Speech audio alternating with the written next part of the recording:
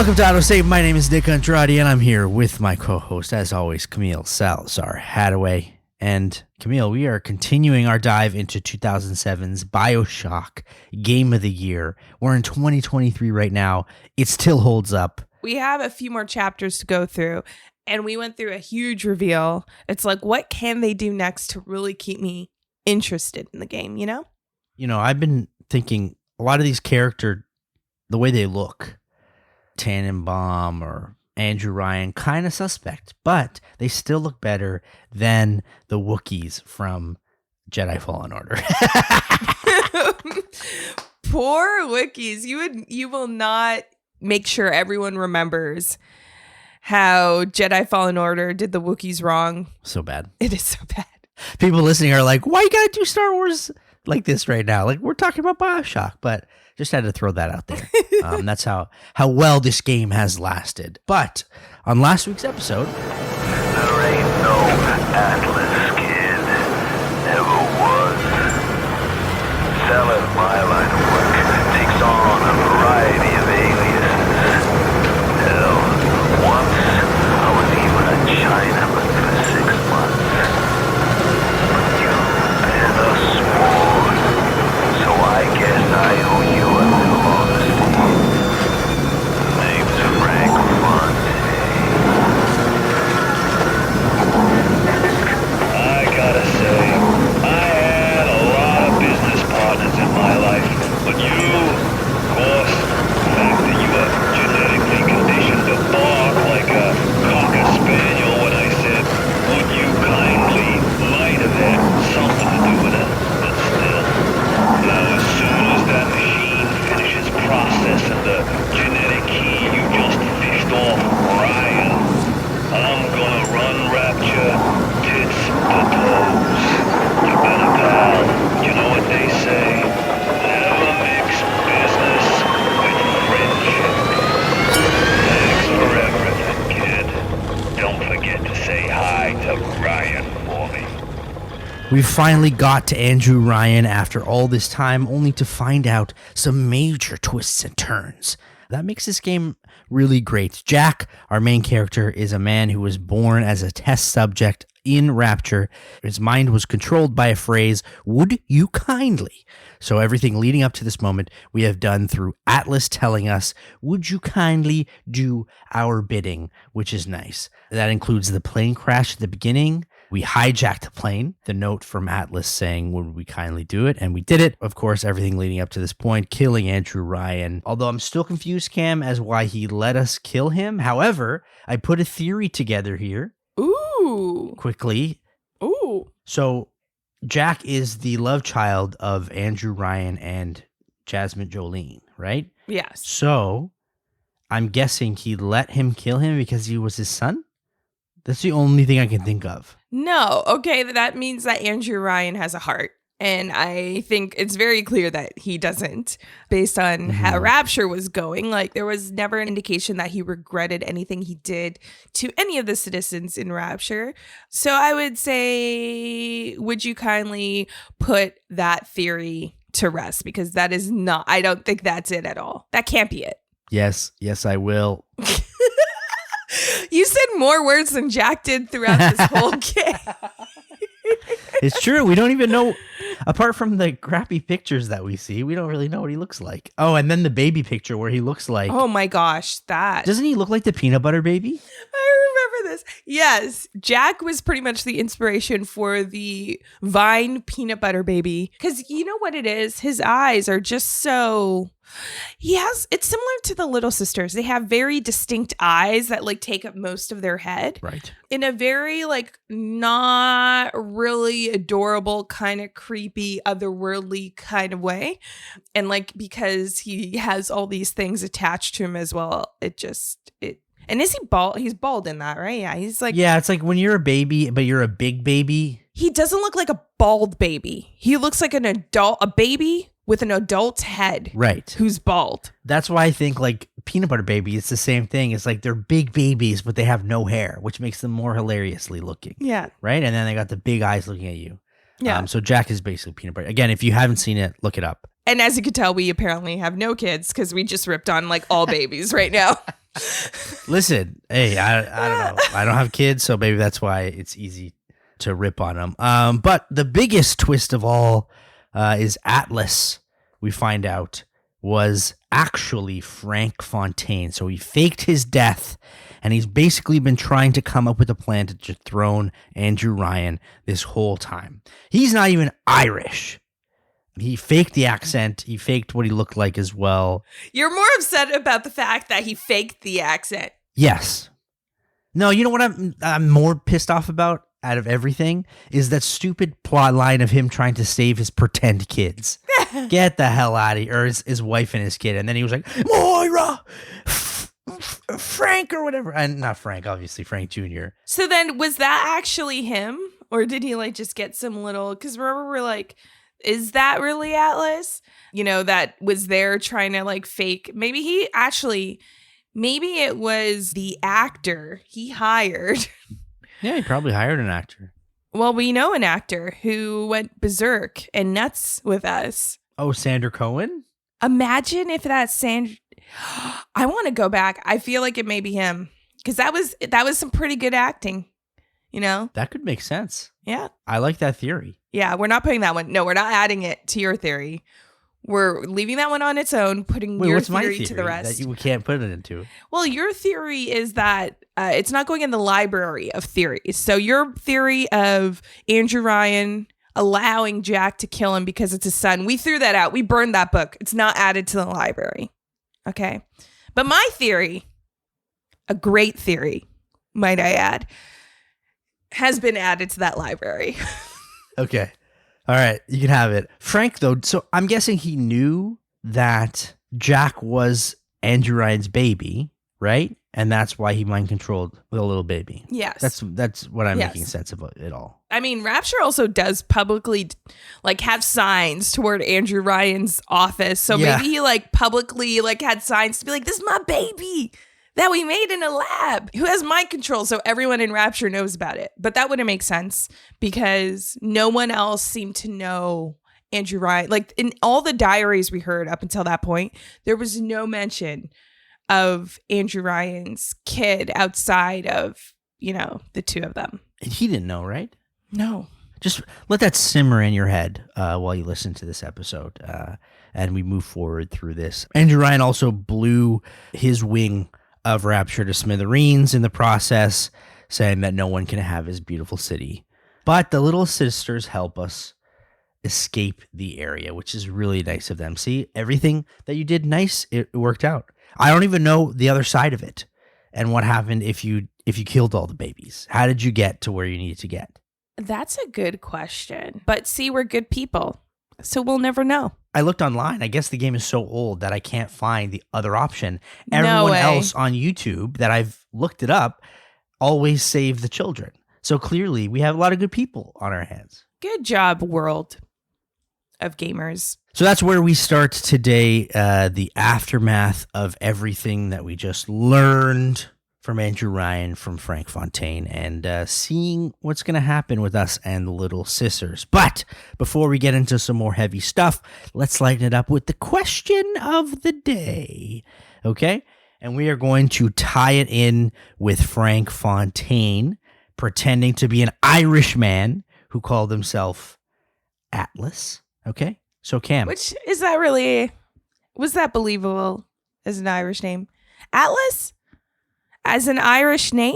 Oh, Atlas as an Irish name? No. Yeah, that was the first sign. We're dumb. We should have realized it. Well, I thought it was a code name. True, Right?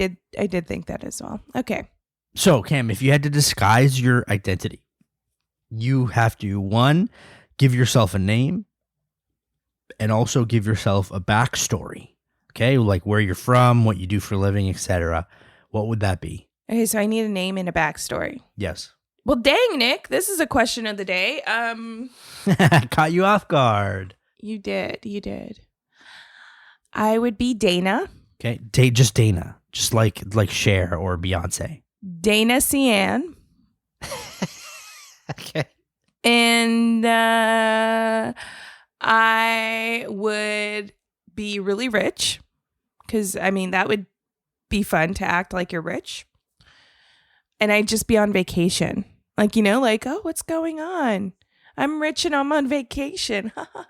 Where's the name Dana? Like the first name that came to your head was Dana? Yes, Nick. Yes, it was. It's not a name that is thrown out there that often. So I'm just curious as to like, that's interesting. That was the first name that came to your head. First name Dana, last name Cian. Yes. Does it make sense, Nick? I think it's great. Because that's my middle name. No lie, those two are my middle name, Nick. That's why I was what I wasn't I'm about to be offended here. I wasn't talking shit about your middle name. What's wrong with Dana? That's a unique name that definitely isn't thrown around because it is so unique. And my backstory as this rich person who just has money to spend on vacation, totally legit. For the record, I wasn't talking shit about your names because I literally said, Dana, you don't hear that often. See so how now you said that? You don't hear it often. What was that pitch? Okay. The pitch is like, you're like, I don't hear it often. The only Dana I know is, I think, Dana White. Is there any other Danas? The only Dana I know and care about is myself. So would you get a haircut or anything different? Oh, yeah. I'd get like a little bob, and then I'd have like those little hats that everyone on the Titanic had. Wait, what? What hats did they have on the Titanic? Like they just had hats. Like hats were a thing back then. Every woman had a hat. I want a hat. The big old hats, like you go to a racetrack. Those kind of hats. If you go like to a Derby or something like that, or Derby. Derby, yeah. That Canadian or U.S. depends on how you say it. Yeah, I would be like that rich. I would have gloves on my hands because my skin doesn't touch real things. So you're rogue, basically. Oh, no, I'm just rich. Okay, you're just rich. Gotcha. I'm going to go with, and I thought about it literally as you were talking, which is Cornelius Flickerbottom. Okay? I love it. And I'm also rich. See how we have a pattern here. Yeah. Great minds. And I have a monocle, and I usually say, yes, quite. Like that's like my thing that I say. And I have a pipe as well. I had a top hat. Yeah. So, and any conversation, I just say, yes, quite. And that's it. And I go to those, remember in Batman Arkham, wait, what is it called? Gotham Knights? Gotham Knights, thank you. You know how they had like those fancy, evil rich people cult parties? Oh, yeah. The owl. I'd be there. The Court of Owls, yeah. The Court of Owls. I'd be there just saying, yes, quite. And that's it. Yes, quite. And maybe that's how you control a jack in your world, right? It would be quite is the trigger. Great idea. Again, adding that to the library of great ideas. Bravo. Yeah. Bravo. Yeah. This is why we do this show. I actually would love, how can we make this happen? I like this, okay? You'd be like, quite. Yes. And I'd be like, I don't touch things. I'm rich. And we both have terrible rich like that. I can't even call that like a British accent because like my British accent's horrible. It would just be like a rich accent. That I'm labeling that the rich accent. Right. The problem is also we're drawing a lot of attention to ourselves, which is probably the opposite of what we were trying to do in disguise. Yeah. Because now we're just these two rich people that are very eccentric. So we'll definitely draw a lot of attention. If we're in a rapture, that may work. That's true. And I would not get spliced 100%. You'd get spliced? No, I just don't know. I feel like you'd get spliced. I'm sorry. Me? Yeah. Interesting. Okay. I remember that. I'll remember that for next time. All right. Well, let's digest, okay, our weird little disguises and whatever we do as rich people. Clearly, that is something that we're dreaming of, I guess. We have no idea. Yeah, we're like, I don't know. What do rich people do? I wish I knew. Like, how do rich people act? But let's marinate it, okay? Let's think about Rapture again. That's where we are.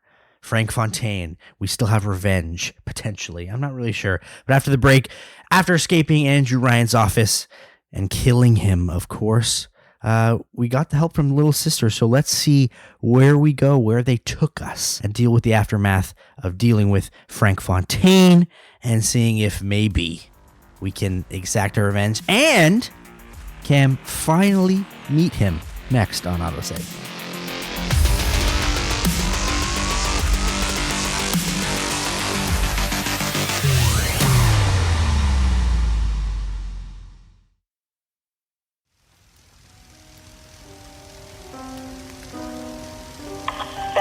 child. Welcome to the city where you were born. You are angry at Fontaine, yes? Now you know the truth. You are his tool, brought back to Rapture to save him. You have saved many of my little ones. I owe you a debt. While you sleep, I undo some of Fontaine's mental conditioning. His control is no longer complete, but he can still pull some very unpleasant strings. We made your mind with many locks and keys. Fontaine has most of those keys, but not all. Suchong designed your mind, taught Fontaine to control you. You might find answers in Suchong's flat in Mercury Suites. So it looks like Tannenbaum, all the little sisters we saved, actually came to our rescue, saved us from the explosion as we saw at the end of the last chapter, took us to what we think is some sort of an orphanage as well. So all of our hard work paid off, saving all of these little sisters because they had our back. Yeah. It all worked out in the end. It did. However, okay. Tannenbaum, Ooh. you knew this the whole time? The whole time?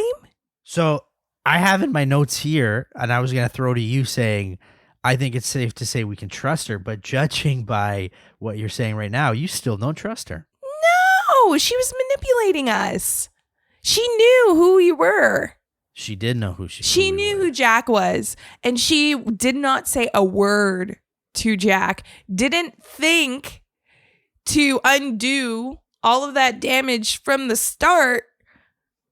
Maybe that would make like anyone who harvested the little sisters more inclined to help Tannenbaum from the start. Because now this just makes me want to go on a harvest spree, honestly. Oh, does it? Yes, although my heart Even won't. after seeing all these little girls. Well, no. Being happy. No, but just to spite Tannenbaum, yes. Okay. I'm hurt.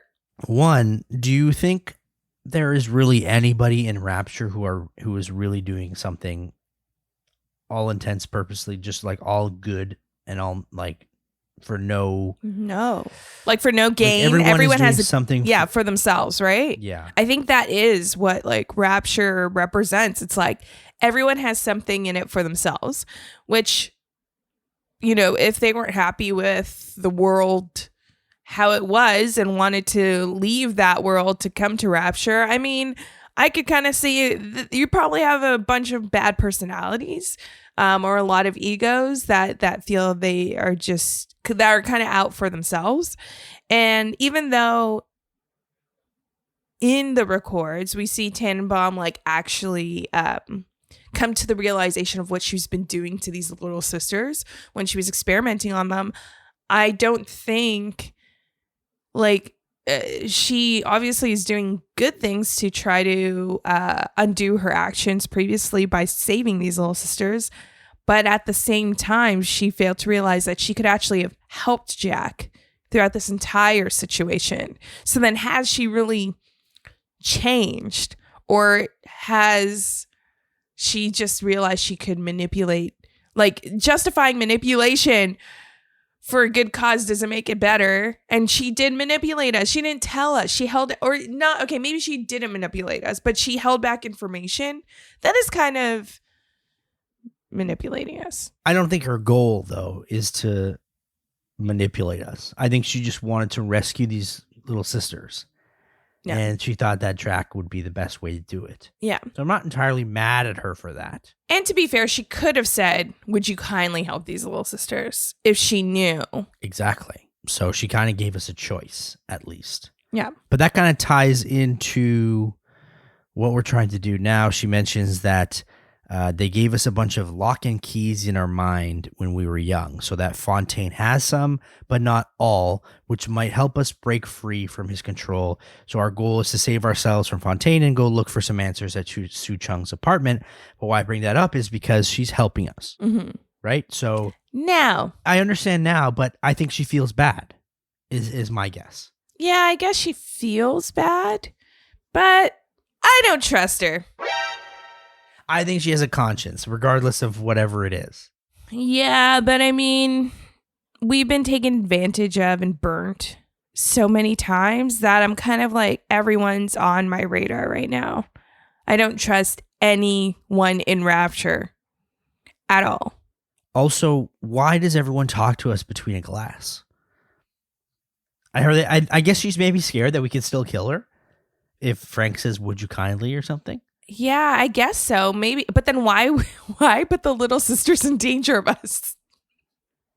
Like, does she really have good intention? She's saving herself rather than the little sisters. No, is it because, like, as a splicer, you also are disfigured a bit? Do you think she's? Are we? I'm not saying as Jack as a splicer, but I mean, like, as the other people we interact with in Rapture, they're a little bit disfigured because of their splicing. I guess, like, they cut them. So I don't know, man. Maybe she's ashamed of herself. I don't know. Because even with her being behind the glass and the little sisters out in the open, doesn't that also give the idea that she's studying them still? Yeah. Like, she mentioned in one of the diaries, I think a couple episodes back, that the little sister tried to sit on her lap and, like, play with her. And she was like, ew, get off my lap. Like, I want nothing to do with you. But she's still doing that. It's a great point. Maybe maybe I need to be on board with what you're saying. Don't trust her. All or maybe right. we're reading too much into it. I don't know. Maybe we'll see. Well, whoever it is, like, she's the only one we could trust at this point right now. So, Yeah. I mean, our other trustworthy guy basically backstabbed us completely. Yeah, you go with the lesser evil in this situation. Exactly. Little sisters once again lead the way for us to get to Suchong's apartment. We get some cute little dialogue with them. They want to help because they trust us. So, interesting. All this shame against the little sisters, but they have good hearts. All right. Yeah. Again, feels good saving them. Once we start to move, though, guess what? We hear from Fontaine again. And now you've got hooked up with Tenenbaum, huh, kid? She's a regular mother goose. Alright, fun's fun, kid. But now, go get stepped on by a big daddy. Would you kindly?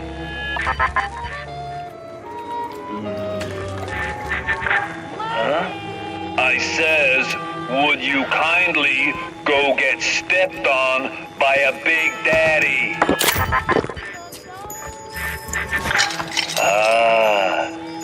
Seems like Mother Goose has been playing around in your egg salad. If you won't dance to that tune, I got others. Code Yellow. I just told your brain to tell your heart to stop beating. Not right off the bat, mind you. The heart's a stubborn muscle, but it ain't that stubborn. So at first, Fontaine realizes that "would you kindly" doesn't work for him anymore. So, as he explains, it looks like Tannenbaum actually did something with our brain to try and stop it from happening, because Frank basically tells us to get killed by Big Daddy, but we do not listen. So again, Cam, she's trying to help us. I think she feels guilty. That is true. She's trying to help, but she's still kind of messed up. So, again, lesser evil. I get it. Maybe the heart's in the right place. My thing is, does that mean our head's open right now? Is Jack's head open? Like, did she just do surgery on her, brain surgery, and left us on this table in this room while she went behind this glass? And then we have stitches all through our heads like Frankenstein? What's going on, Jack? I mean, we don't know what he looks like, so we just see his hands. I really want to see a mirror. His hands are fine, right? Does he still have the beady eyes? Like, there's so many questions about Jack and how he looks that I'm curious. I hope we get to see him. Well, the little sisters aren't scared of him, so maybe he doesn't look that hideous. Yeah. Some of Tannenbaum's fiddling doesn't help everything, though, as Fontaine says, code yellow, which basically tells our brain to stop our heart. So that's probably not a good thing. It doesn't work perfectly, though. As Frank says, the heart is a stubborn muscle. So I guess it overpowers to beat again. But over time, Frank says, if he does it enough, his heart is going to stop for good. So we don't have much time because Frank is fiddling still with our heads. Yeah. Why didn't Frank just kill us at the end of killing Andrew Ryan? Because he's a coward and he doesn't show up. Yeah, but he could say that trigger to make our heart go like all distraught. I think he's secretly scared of us still. Yeah, that's why. Or maybe he was just trying to see if he still needed it. I don't know. Because he did say hi to Andrew Ryan for me. Right. It's like that classic villain. Like they show us the whole picture of like what's happening and then they leave us alone in the room and think we're going to die. And Fontaine does the same thing when he could have just killed us by stopping our hearts. Doesn't seem like a feasible plan, Frank, but everything that he's done has been very grandiose. Yes. Deal with your fair share of splicers and big daddies on the way to Suchong's, while Frank is also basically periodically fucking with our heart, which is kind of annoying. We also step into Mercury Apartments, and that's where we stumble upon Tannenbaum's apartment, where she tells us that Fontaine searched every nook and cranny in it, turning it upside down, but also assures us that at one point the city of Rapture was beautiful. I'm guessing around the 1950s. There's about a 10-year period where Rapture was very nice. At one point, Fontaine calls us to pretend to be remorseful, saying that he doesn't like doing this, but I have to understand where he's coming from, that he's put 12 years down here for big investments and he can't walk away from something like that. So I'm not entirely sure what Fontaine's plan is here. Does he want to take over Rapture, or does he just want to get out of here with a lot of money? What's his real motive here? I don't know, man. I feel like he actually wants to like take over Rapture. Similar to how Andrew Ryan thought like this was the necessary time in Rapture's history in order to kind of reset the course and make Rapture better. So maybe Fontaine thinks the same way, but he's also like a realist and ready to like take off if he needs to. He also tries to turn us against Tannenbaum, which Cam is already turned against Tannenbaum, so it's okay. But he says that she's not as good as she seems, that there's a reason why she escaped things like World War II without a scratch. So, are you going to trust the man who's trying to literally stop your heart, or the woman who left World War II without a scratch? She continues to survive. Yeah. So I think there's something fishy with both of them, but I'm still going to take Tannenbaum's Yes. hand in this situation. Well, yeah, Tannenbaum hasn't actually tried to actively kill Jack, but I have my eyes on both of them. I'm closely watching them. Then when we get to Suchong's place and search it, we find an audio diary. Fontaine's become some kind of boogeyman in Rapture. That myth gives him power. But peel back flim flam and a humbug, he's just another conman. And like all conmen, he worries he'll end up on the wrong side of grift. That's why he commissioned Lot 192, the antidote to the mental control plasmid. Fontaine said I better not tell anybody about the antidote, not even Tannenbaum. And Suchong is inclined to listen. Always secrets when with Suchong, always secrets. He must have this Lot 192 in his labs near Apollo Square. I once stole a dose and brought it to my flat on the second floor. But those apes would have taken it back to Fontaine's penthouse upstairs. I never knew what Lot 192 was for, but if Suchong was doing something in secret, on this I keep my eye. So Lot 192 is a cure for the mind control. Fontaine commissioned it and never told Tannenbaum because allegedly they were close. So we find out that there is a way to stop Fontaine from controlling us. However, my question to you, why would Fontaine commission a cure to the mind control that he has on Jack? Isn't that a loophole that he's creating by commissioning it? Maybe he was afraid someone would use that on him, but then he's not a laboratory kid. Like Right. He was not tested on, so I don't know how someone would be able to mind control him.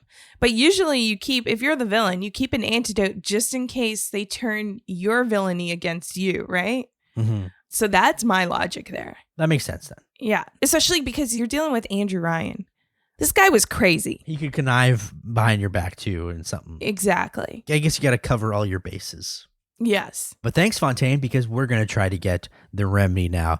And to access the elevator on the way up where you need to go, one of the previous audio recordings that you listen to has the code 5744. So make sure to hear that. Waiting for you on the next level, of course, is a ton of enemies, drones, splicers, a lot. Try and get rid of them the best that you can as they run and attack you really fast. Fontaine then also talks to you about missing this place. So once we're dead, he's going to hightail it out of here. I wonder why he's not gone already. Yeah. But again, this is something that we just brought up. Like, what is his purpose here? It's confusing. He wanted Ryan dead. Now Ryan's dead, but he still has assets here that he needs to take care of. But it just seems to me like you got everything you wanted, and now you're seeing that Jack is losing his mind control. In this case, I would hightail it out of there. Yeah. But maybe he doesn't even have a plane. Or a sub. Remember we said with submarine business, I keep mentioning the plane, but yes, a sub. they need the submarine because they didn't have us open up our submarine shop.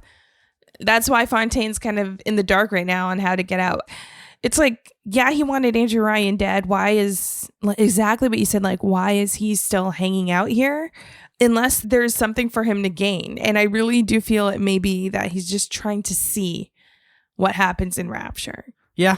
Or maybe he has some sort of money that he needs to get from somewhere. Oh, it's a heist game. It's a heist game. Yeah. But I mean, Andrew Ryan also blew up his entire Yeah. wing of Rapture. So That's true. maybe there's nothing there for him. He would keep his money close to him, right? That's what I would think so. Plus, is the currency here good in... I still think it's American dollars. Okay, Could be wrong. that makes sense then. It could be Rapture dollars or Ryan dollars. I'm not sure. I feel like Andrew Ryan would so have his own money with his face on it. I think so. So that's what we'll go with, that it's Ryan bucks. Yeah. Once you get to Fontaine's place, pick up the lot 192, because guess what? Maybe he should have stored it somewhere safe because it's totally in a wide open area, nothing protecting it whatsoever. Drink it up. We are free from the curse. Only problem now is, though, that lot 192 has caused some side effects, and we can't choose our plasmids anymore. It basically chooses for us. Every so often, you get a blue light and a little scream or something, and then your hand changes into a different power. However, and this is a big however, Cam, we're too big. Peanut Butter Baby is too big with this lot 192. So guess what? Oh, whoop-dee-dee. We have to get another drink of lot 192 in order to fully cure us. And when I was playing this specific part, I just thought of you. I knew that you'd be like, son of a bitch. Yeah, this game, as soon as you think you got what you needed, it's like, psych. And we fall for it every time. I know. It's frustrating. And also, it's like, is Jack too big to, like, that he needs another dose of this? I think so. We saw his baby form. He can't hold it. We know he can't hold his liquor. Right? We know that because the screen goes all crazy when you have too many bottles. Did you watch the show Wednesday on Netflix? Yes, I did. So you know the giant monster with the big eyes? Yeah. Like, that's what I'm thinking Jack looks like. Not the monster-wise, but like the big eyes. And The he has big a eyes. big old head. Like a Yeah. giant head that's like the Marshmallow Man, the Stay Puft Marshmallow Man. Or, He's kind of like Lurch, yes, he's like Lurch, basically. a Lurch type. I get that then. Is he a Big Daddy then, without a suit? But Big Daddy's, from what we've seen, can't be controlled. Unless he was supposed to be like a new type of Big Daddy. Maybe he was a prototype for like what Big Daddies could do because they attack everything. Splicers, whatever it is around them. So maybe there was like, oh, that's kind of a problem. We should probably be able to control these Big Daddies. And like he was the 2.0. Jack was supposed to be the 2.0. I feel like there's still a lot of questions that we need answering, so. Yes, I have lots of questions. But it's off to Apollo Square. Pretty scary looking. I'm guessing it was completely trashed since Fontaine faked his death. Maybe this is Fontaine's area, so it was pillaged. I'm not entirely sure.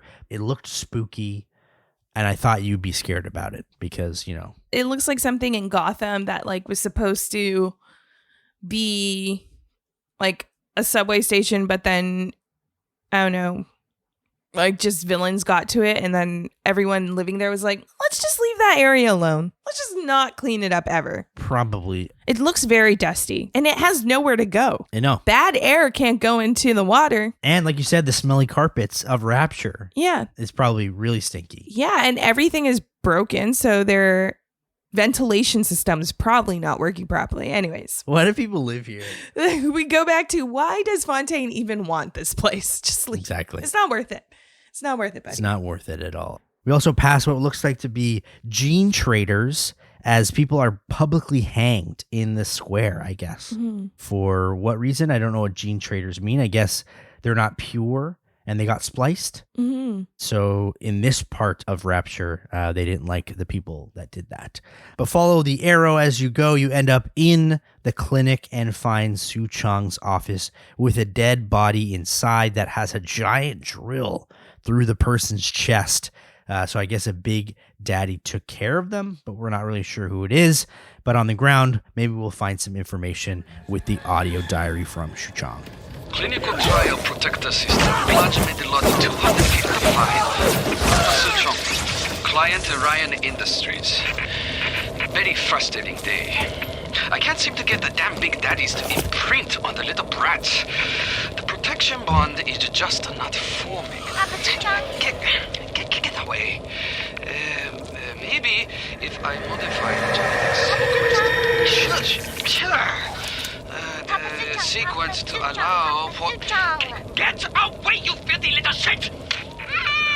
What? What are you doing? Get back! Get back! So I guess we know who that person was dead on the table. It is Suchong, who dies at the hand of a big daddy protecting a little sister.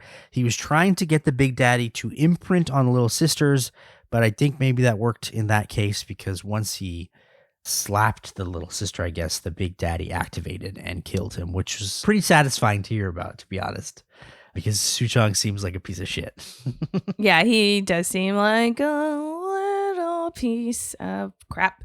But yeah, this was satisfying, and we haven't met him. No. But it was still very satisfying, especially like he's such a jerk for like how he's treating these little sisters, and then also the mind control thing. No. Don't implant mind control elements in people's brains. Exactly. But yeah, I wasn't expecting him to die though. No? No. I assumed that was Suchong's body, but I wanted to make sure. Okay. And I knew that the auto diary was probably going to say something about it. That's true. But I mean, like, Sander Cohen still is around, and the guy who created this whole mind control thing isn't. You know what I mean? Yeah, but Sander Cohen almost like goes by the beat of his own drum, right? Yeah. I don't think he likes anybody. That's true. So he doesn't create any like hardcore friendships that end up, costing him his life. Yeah. And I guess like this was the discovery that like if you leave the big daddies alone, right, and the little sisters alone, you'll be fine. But as soon as you start attacking them, they go into defensive mode, right? Exactly. Go to his desk as well in this area, and that's where you find the second lot 192. This finally cures us. Tannenbaum tells us that we are free, and she tells us next to go to Point Prometheus. Now, something crossed my mind here, Cam. She tells us to go to Point Prometheus, where I'm assuming Frank Fontaine is. Do you think that she's telling us what to do now? Is it crossed my mind? It's like, oh, well, now she's telling us to do something. That's interesting. I didn't think about it like that. But actually, that makes sense. It's like, who's telling us to do what? Like, why are we going to do these things? I honestly don't think so. But you also never know. Right. And I mean, coming from you, I'm pretty sure that you're leaning towards she's trying to tell us to do something. Yeah.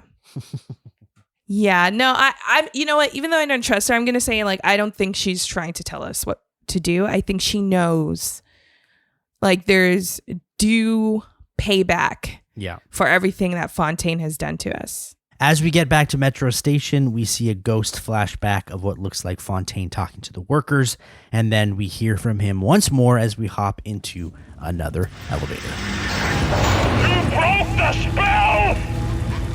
But laying all your chips on Mother Goose, it's not like you never been double-crossed before. You know what I'm saying? Off at the point, Prometheus. We'll discuss this like men. You, me, submarine topside, and more Adam than you can possibly imagine. So obviously Frank is pissed at us that we broke the spell, but he also suggests again, this is the second time, that Tannenbaum is double-crossing us. So, again, like, we have to think here. I don't think she is, but I don't think she has much to gain from us at all. We've already saved all her little sisters, or as many as we can. What is she trying to do more other than, of course, getting us to try and kill Frank Fontaine? But I don't think that's really a horrible ask. And plus, we want revenge on this guy too anyway. Yeah, but then even to kill Frank Fontaine, what would she have to gain from that? Like, why does she care? Revenge? Why didn't she act like that with Andrew Ryan? True. That's a good point. You know what I mean? Because, like, from her perspective, she has more motivation for us to kill Andrew Ryan because he helped her experiment on the little sisters and, like, created the whole initiative. Whereas, like, for us to go after Frank Fontaine, I don't think she has much to gain, which is why I don't believe Frank Fontaine. However, I also think Frank Fontaine wouldn't say something that isn't true, even though he's, like, untrustworthy. I feel like he put all of the facade of Atlas behind him that now he's just, like, being Frank. Yes. Yeah. Being Frank. And, like, based on his personality and, like, the audio diaries we've been hearing, like, he just says things how he thinks when he's Frank Fontaine, right? Maybe he isn't lying. And then if he isn't lying, then you go back again. What does Tenenbaum have to gain? And if this is a heist video game, if this all goes back to some sort of treasure in the end of it all, maybe she wants a piece. Maybe she wants her cut.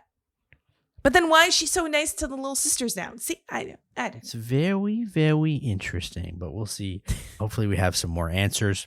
Frank says also in this clip, it's time to go mano a mano, face to face.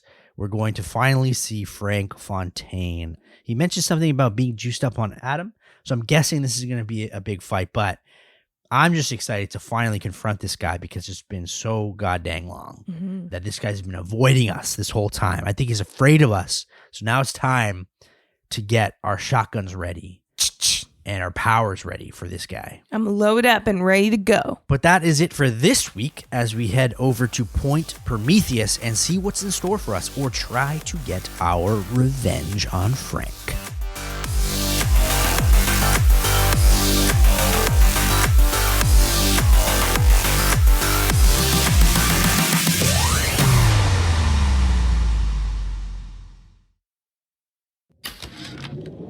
That's quite a little monster Fontaine's dug up. When she does speak, which is almost never, her accent is thick and grating.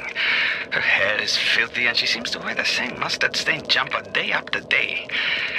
But I've got to hand it to Frank. Tenenbaum is the old-timer diamond in the rough. No formal training, no experience, but put her in front of a gene sequence and she's Mozart at the harpsichord. So this is interesting, okay? Where did Tannenbaum come from? Okay, she apparently barely talked at the beginning. She had a thick accent. My only thought was she an original sister? But then they also, like we've mentioned before, that she was around during World War II. She clearly came from Germany. I don't really understand who she is, and it's confusing to me. So she never talked really before. Well, we heard in, like, some diaries where she talks about, like, what she did in those camps in Germany and how she also did experiments. It's unclear if she was forced to do those experiments, but it seemed like she didn't. She had the curiosity at first and then learned a lot from, like, this one scientist there. And then I guess, like, similar to the little sisters, had that realization of, like, what she was doing was obviously wrong. But other than that, like, we just pick up again where the after of what she's done, which you end up having more empathy with her because that realization, right? Like, that question is if we can trust Tenenbaum.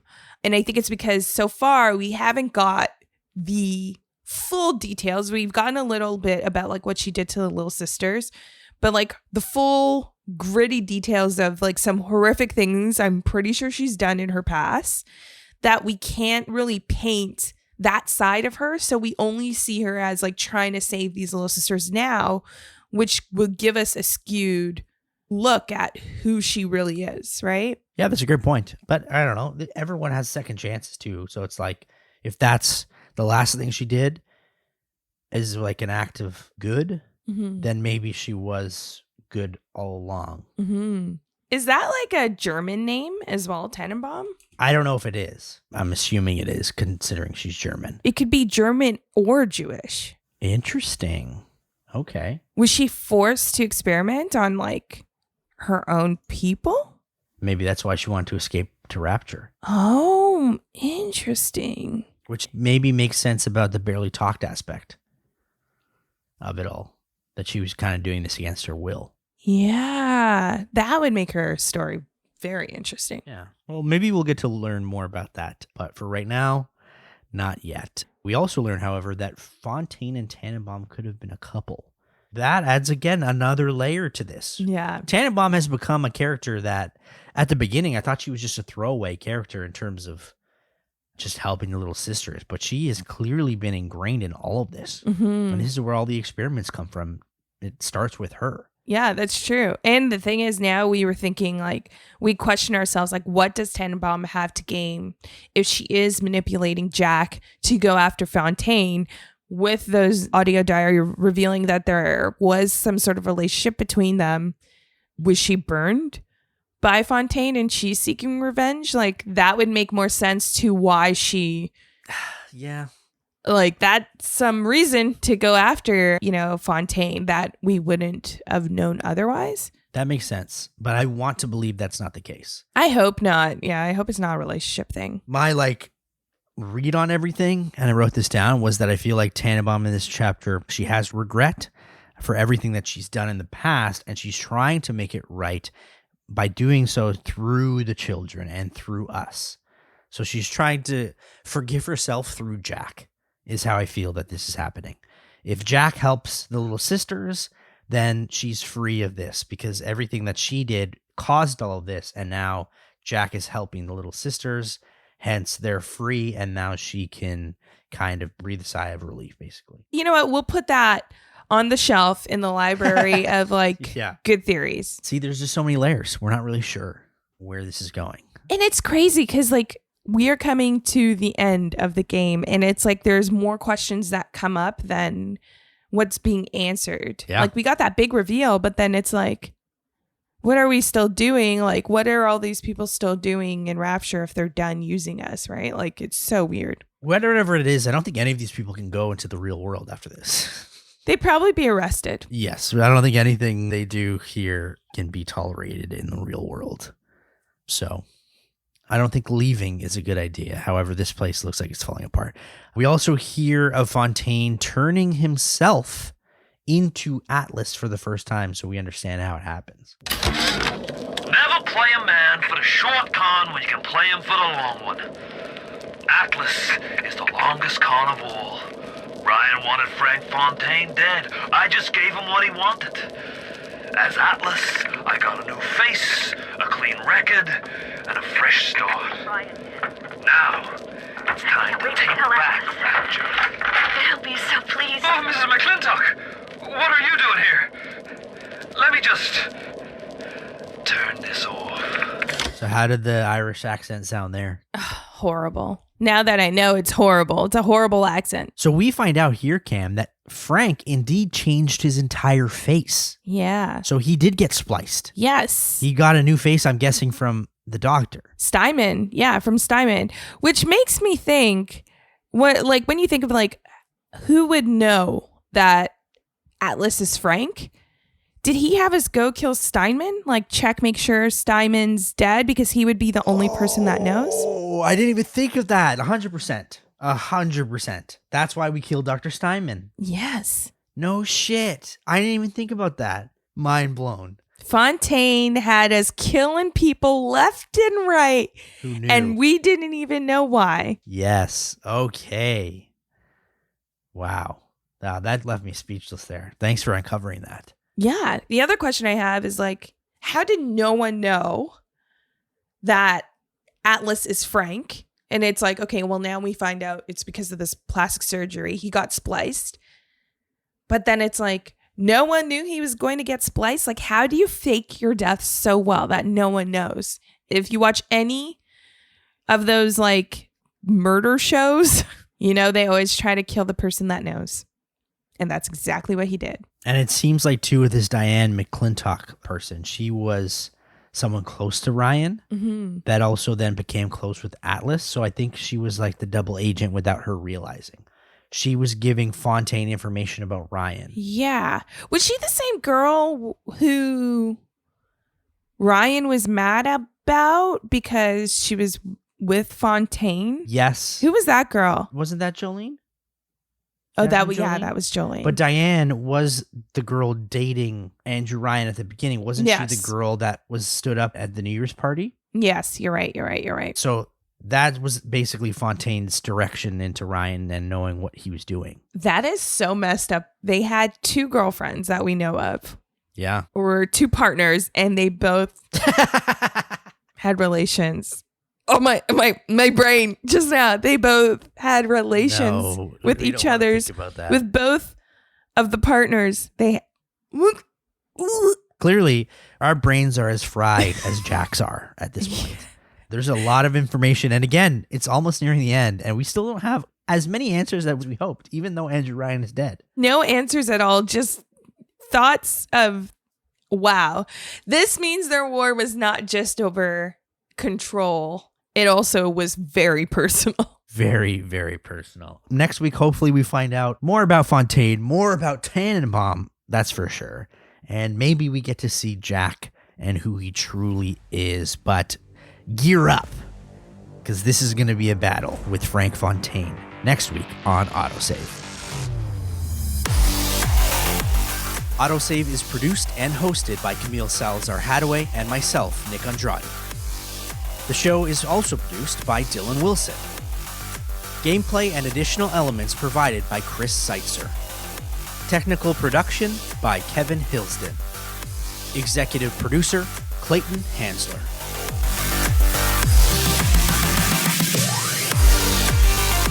You can follow the show at AutoSave Podcast on Twitter and AutoSave Pod on Instagram, YouTube, and Twitch. You can subscribe to the show wherever you're listening to it right now, and if it happens to be Apple Podcast, kindly leave us a rating and review, but only if it's good. AutoSave is a Soda original, hosted on the Soda Podcast Network.